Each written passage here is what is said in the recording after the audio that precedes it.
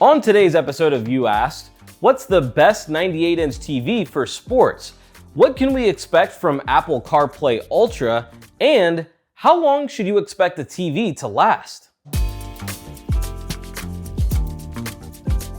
Welcome back to the channel, everyone. This is You Asked, the show where we answer your tech questions. If you've got something you want to know, send your question to youasked@digitaltrends.com. And don't forget to tune in every Sunday morning at 7:45 a.m. Pacific to see if your question has been selected to be on the show. Our first question comes from Logan, who says, "We're currently building a new home and I'm looking to upgrade my current television to a 98-inch or larger. We will mainly use our television for watching sports on YouTube TV or the ESPN app, and occasionally other streaming services for movies or series. So the questions are, with sports being the main priority, which TVs would you recommend for watching sports? And of these TVs, would you recommend utilizing an Apple TV or another external source to better upscale the standard resolution?"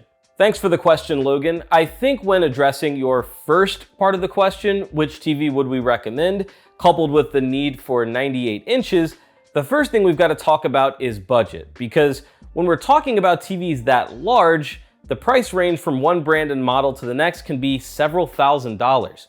If you're willing to spare no expense, Samsung's QN90D, their 2024 model, goes for $10,000 at 98 inches, and the updated and recently released QN90F goes for $15 grand. Now, I feel ridiculous even listing those, but hey, spend it if you got it, I guess. Coming down a little bit from that price, you've got Sony's 98-inch Bravia 5, a new mini LED model offered in 2025. It retails for $6,500, so less than Samsung's QN90D, but still a bit steep given what other brands offer for considerably less. Based off what I've seen and what I feel like is a much better price to performance ratio, and given some of the drawbacks mentioned in our review of the 98-inch Samsung QN90D last year, I think you're better off checking out the mini LED options from Hisense and TCL. As I'm recording this video, TCL's 98-inch QM7K Quantum Dot mini LED TV is on sale for 44% off, bringing it down to $2,800. That, my friends, is a steal of a deal for a TV with its size and capability. It's got the features you look for in a premium TV from top to bottom, supporting all the video and audio formats you could ask for, like Dolby Vision, Dolby Atmos, and DTS. And notably for sports, it has excellent SDR brightness and does a great job upscaling low bitrate content, like sports. If you want to save a little more money, the QM6K goes for a little bit less, but you will lose out on a bit of performance and brightness. But having seen the 65-inch QM6K earlier this year, it is excellent and seems to have improved off-angle viewing from previous years. Now, I'm not sure if that carries over into all of TCL's mini LED offerings this year, but I think both of those 98-inch models would serve you very well. I'd also point you toward the 100-inch Hisense U7QG, which spec-wise is pretty much stride for stride with the QM7K, just a little bit more expensive at $3,000, though you also get 2 more inches. Bottom line, I think TCL and Hisense make perfect TVs for sports, given how much they've been able to pump up the brightness over the years.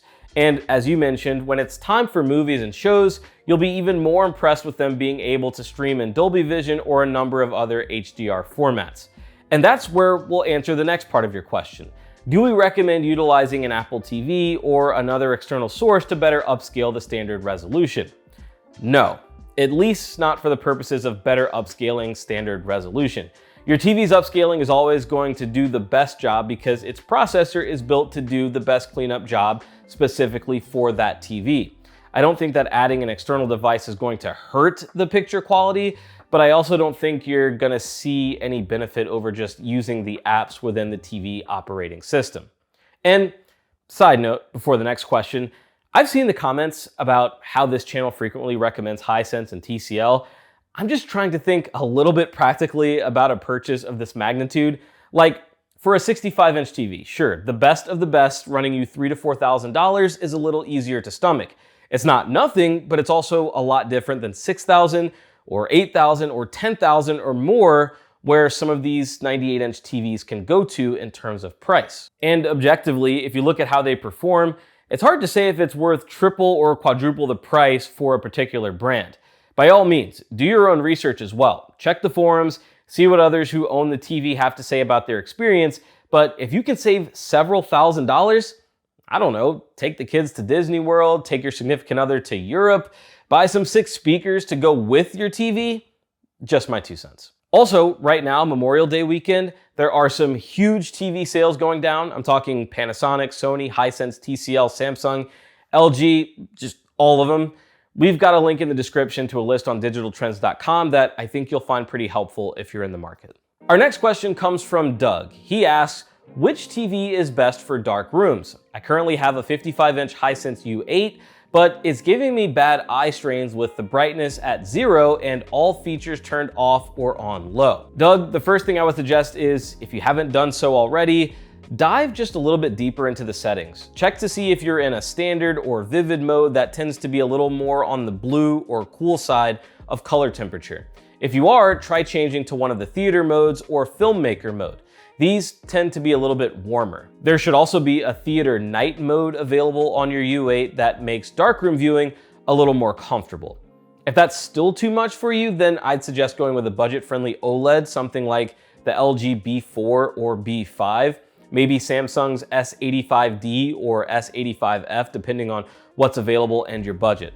You'll have gorgeous picture quality from these OLEDs, and those models don't tend to be as bright as their more expensive flagship siblings. Tom MGB has our next question, which reads, thanks for summing up all the TV types currently available. My question is, how long will a TV last? If I'm going to go to all this trouble and expense, I want a TV that's gonna last for years. This is always a relevant question, especially in this economy, so thank you for sending it in.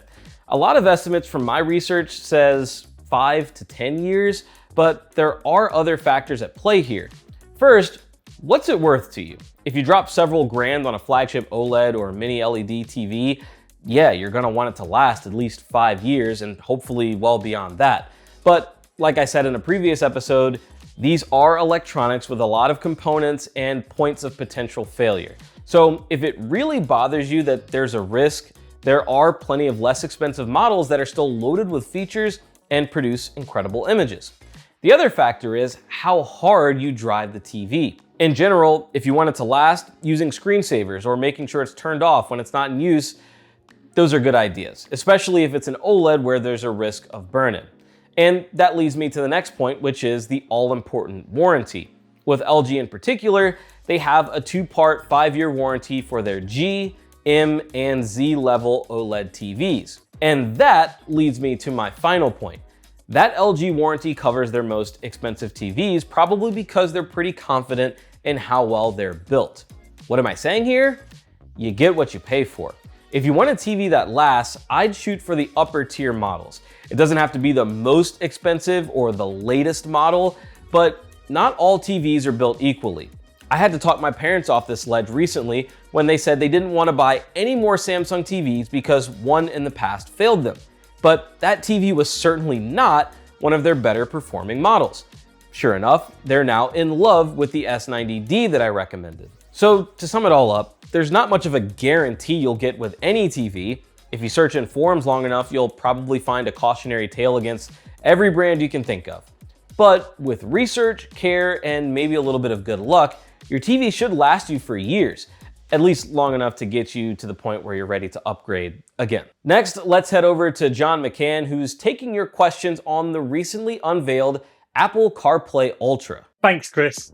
So, Apple CarPlay Ultra is official. It's offering deeper integration between your iPhone and car for an enhanced experience while driving. And it's got you all talking. Let's jump straight in with your questions, and Dan H9922 asked, so it's not called CarPlay 2? No, Dan, and technically it's never been called CarPlay 2. That's just what the media was calling the next generation of CarPlay while all the rumours and leaks swirled around. Apple never officially referred to it as CarPlay 2. It has only referred to it as CarPlay Ultra, which is what we have now. Also, it's only available on the super expensive new Aston Martins, which means there's quite a high bar in terms of cost if you actually want to be able to get into a vehicle with CarPlay Ultra right now. However, the good news is Apple has confirmed a number of automakers around the world are all working on bringing CarPlay Ultra support to vehicles in the future, including Hyundai, Genesis and Kia. So hopefully there are some more affordable options on the horizon. Now, King Jab asks, what makes it Ultra? As someone who doesn't have basic CarPlay, please explain the difference. Great question. Traditional CarPlay acts as a mirror between your iPhone and the central display in your car. It can display key apps from your phone, such as music, messages, and maps, allowing you to interact with those apps while driving, which is really useful. However, it has little to no control over any other aspect of your vehicle. CarPlay Ultra goes much further. It's far more deeply integrated with your car's operating system, allowing you to control various car features from within the CarPlay Ultra interface. You're not having to swap out of the CarPlay mode if you want to change something else. It gives you basic controls over the radio, but it can also allow you to control the climate and driving modes and much more from within that CarPlay Ultra interface, all in one place. It even extends over to the digital cluster display behind the steering wheel, with lots of customizable views, mixing the data from the car with key information from the apps from your iPhone, giving you all the information you want in your eyeline where you want it.